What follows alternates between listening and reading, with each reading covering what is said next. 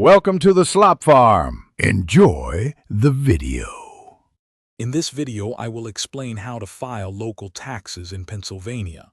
Filing local taxes can seem complex, but understanding the process makes it manageable.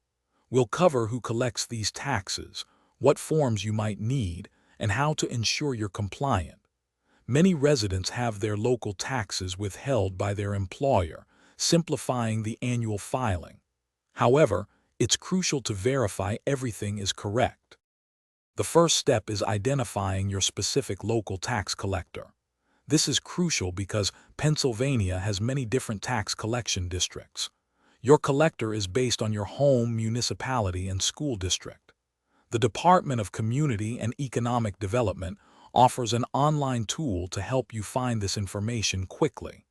Just input your address details, and it will point you to the correct agency for your area. Once you know your collector, you'll need the correct forms.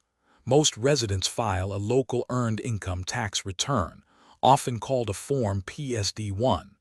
This form reports your earned income and any taxes already withheld. The filing deadline is typically April 15th. If you moved, you might need to file a final return for your old municipality and a new one for your current location.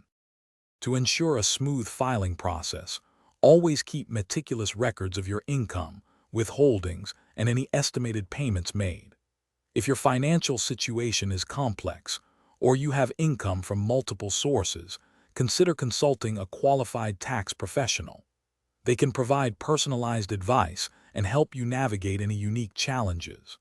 Remember to check the description below for a link to a great book about money, The Simple Path to Wealth, as well as other helpful resources and deals. Thanks for watching. Thanks for watching.